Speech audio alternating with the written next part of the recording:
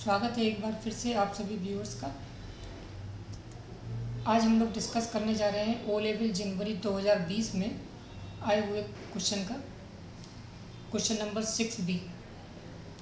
What do you mean by an array? How to declare and initialise 1D array in C? What is the limitation of an array? Write a program to perform the addition of 3x3 matrices using an array. ठीक है, तो सबसे पहले तो हम लोग समझते हैं कि एरे क्या होती है। तो array basically is a collection of similar data type elements. यानी कि अगर आपने कोई एरे डिक्लेयर करी है, मान लीजिए इंट A5, ठीक है, तो इस तरीके से आपने एक एरे बना ली जिसमें आपके 5 एलिमेंट स्टोर किए जा सकते हैं जो कि इंटीजर टाइप के होंगे।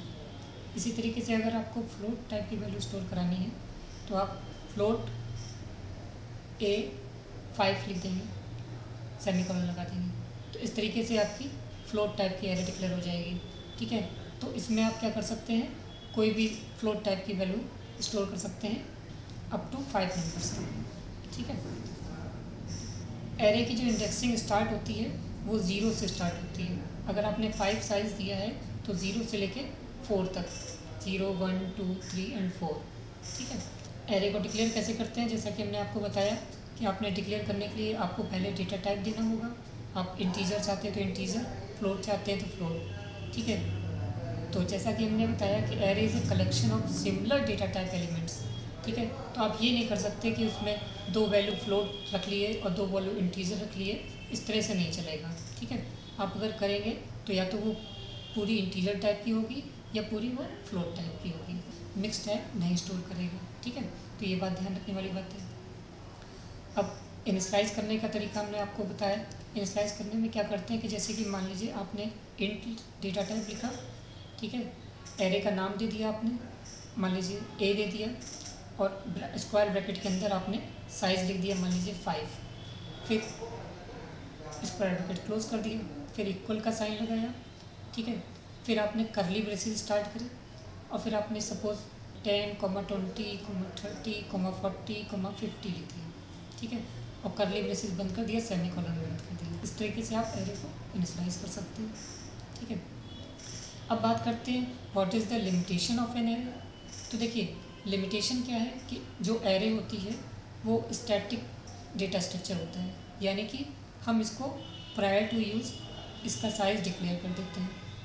ठीक है, तो प्रायर टू यूज़ डिक्लेयर करने का मतलब ये हो गया कि ये जो साइज़ है वो कंपाइल टाइम पे मेमोरी एलोकेट करता है। ठीक है, यानी कि अगर हम चाहें कि रन टाइम पे इस साइज़ को चेंज कर दें, यानी कि कुछ साइज़ कम कर दें या ज़्यादा कर दें, तो वो हम लोग नहीं कर सकते।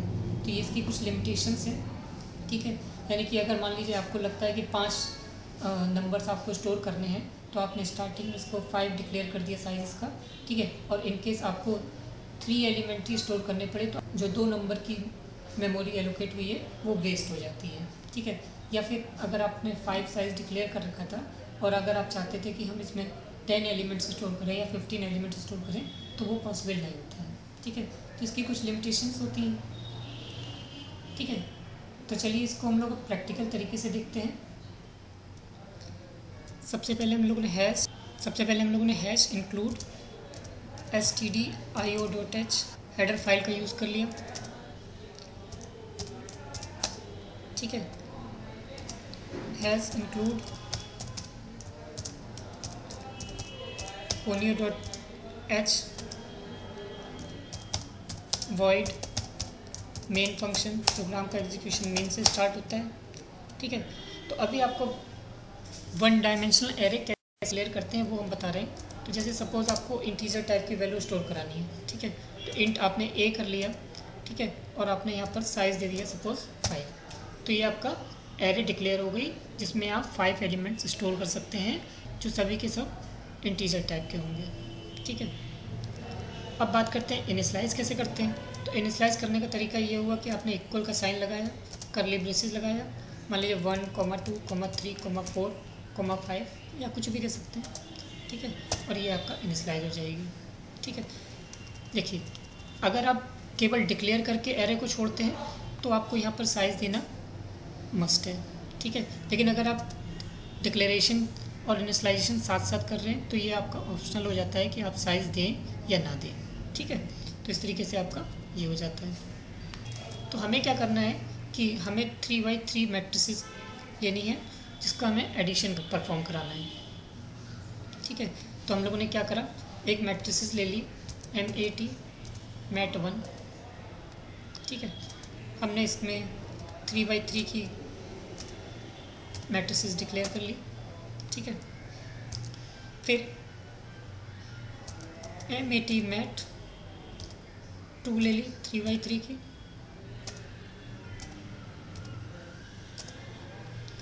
ठीक है, एक मैट 3 ले लेते हैं जिसमें हम लोग इन दो एरे का सम स्टोर कराएंगे, वो भी 3x3 की होनी चाहिए।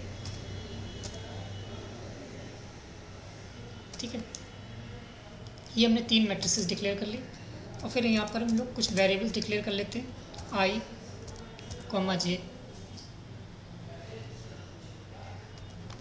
ठीक है, यहाँ पर क्लियर स्क्रीन लगा देते हैं।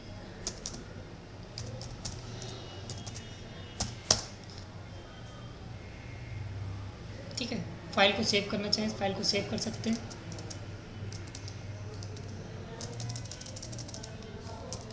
Matrix 3x3 .c। ठीक है, तो अब सबसे पहले तो हम लोग पहले मैट्रिक्स 1 में कुछ वैल्यूज इनपुट करा देते हैं। ठीक है, तो हमने क्या करा, एक मैसेज दे दिया printf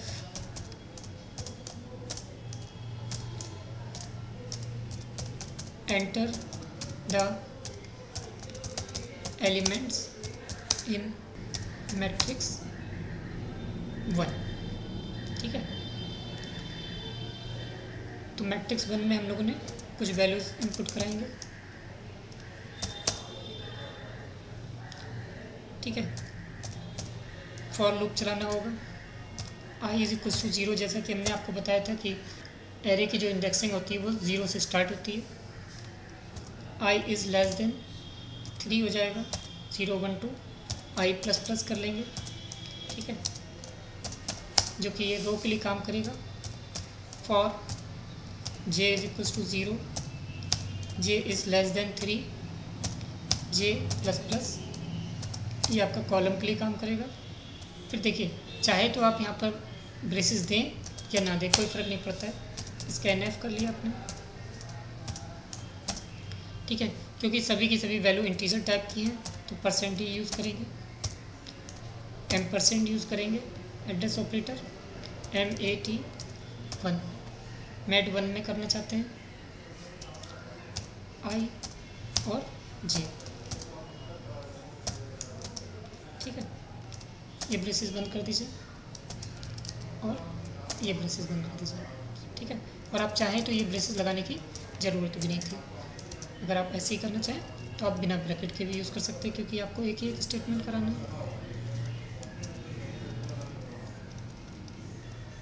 ठीक है, तो ये तो आपका मैट्रिक्स 1 में वैल्यू इनपुट करा देगा। इसी तरीके से हमें क्या करना है, मैट्रिक्स 2 में वैल्यू इनपुट करानी है। तो हम लोग कंट्रोल इंसर्ट करके कॉपी कर लेंगे और शिफ्ट इंसर्ट करके पेस्ट कर लेंगे।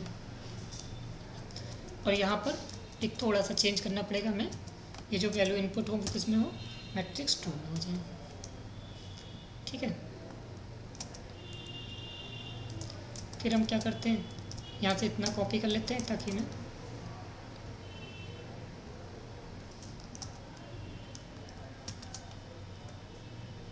Control insert.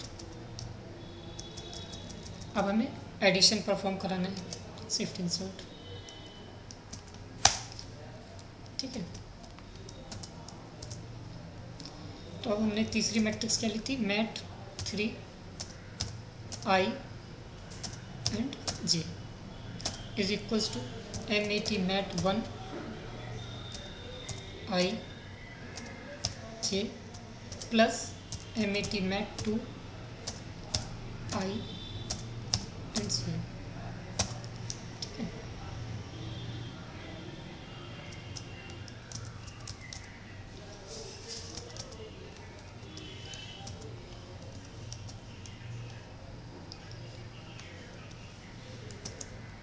तो इस तरीके से ये आपका मैट्रिक्स एडिशन परफॉर्म करा देगा। ठीक है, अभी हम लोग डिटेल में समझा देंगे, पहले प्रोग्राम हम लोग बना लेते हैं। फिर अब हमें ये देखना है कि अब ये सम हो गया है तो आखिर ये रिज़ल्ट क्या दे रहा है, तो रिज़ल्ट को हमें दिखाना है। तो फिर से हमने वही कॉपी कर लिया। ठीक है, अब हम लोग यहाँ पर ब्रेसेस का यूज़ करेंगे क्योंकि हम लोग मैट्रिक्स फॉर्म में इसको प्रिंट कराना चाहते हैं।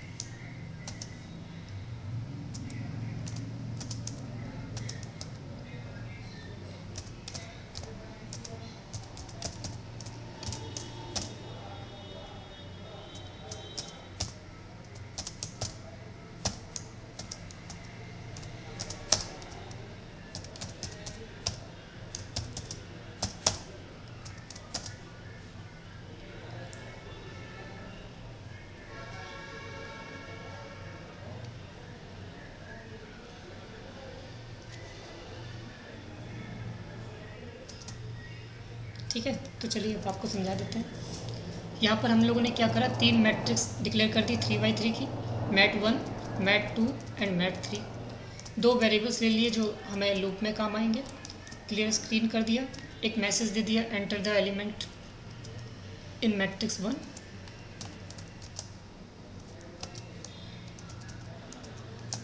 ये मैट्रिक्स 1 के लिए हो जाएगा, ये मैट्रिक्स 2 के लिए हो जाएगा। Enter the elements in matrix 2 हो जाएगा। ठीक है, अच्छा तो देखिए पहली बार लूप चलेगा, i की वैल्यू 0 है, i less than 3, i plus plus. ठीक है, तो i की वैल्यू पहली बार 0 होगी, कंडीशन ट्रू मिलेगी। j की वैल्यू 0 होगी, कंडीशन ट्रू मिलेगी। तो पहली बार जो मैट्रिक्स में स्टोर एलिमेंट होगा वो मैट1 0 0 पर एलिमेंट स्टोर होगा। ठीक है, फिर i तो कांस्टेंट रहेगा 0 भी। ठीक है, j की वैल्यू इंक्रीमेंट हो जाएगी क्योंकि जब तक इनर लूप पूरा कंप्लीट नहीं हो जाता तब तक वो आउटर लूप में जाएगा नहीं। ठीक है, तो अब j की वैल्यू कितनी हो जाएगी 1, तो i की वैल्यू 0 और 1, फिर i की वैल्यू 0, फिर j की वैल्यू 2। ठीक है, फिर 3 पे तो लूप टर्मिनेट हो जाएगा इनर लूप। ठीक है, फिर आपसे आउटर लूप में आ जाएंगे। ठीक है, तो फिर i की वैल्यू 1 हो जाएगी, j की वैल्यू फिर से 0 से स्टार्ट होगी। ठीक है, तो अब की बार सेकंड रो के लिए एलिमेंट इंसर्ट कर देगा, इसी तरीके से थर्ड रो के लिए एलिमेंट इंसर्ट कर देगा। सेम इसी टाइप से यहाँ पर आपको इनपुट ले लेगा मैट्रिक्स 2 के लिए। ठीक है, फिर यहाँ पर आपने क्या करा, फिर से वही 2 लूप चला दिया आपने। i की value 0, i less than 3, i plus plus. ठीक है, फिर 0 1 2 इस तरीके से चलेगा। j की वैल्यू 0 1 2 चलेगी। ठीक है, i की वैल्यू 0 के लिए j 0 1 2 चलेगा, i की वैल्यू 1 के लिए j 0 1 2 चलेगा, i की वैल्यू 2 के लिए j 0 1 2 चलेगा। ठीक है, तो इस तरीके से ये हर बार आपका एडिशन परफॉर्म करा देगा। ठीक है, यहाँ पर आपने वही चीज़ आपको डिस्प्ले करा दी कि यानी कि जैसे ही फर्स्ट रो कंप्लीट हो वैसे वो नई लाइन पे आपको इंसर्ट कर दे। ठीक है, इस तरीके से आपने एडिशन परफॉर्म करा दिया। तो चलिए अब रन करा के देखते हैं।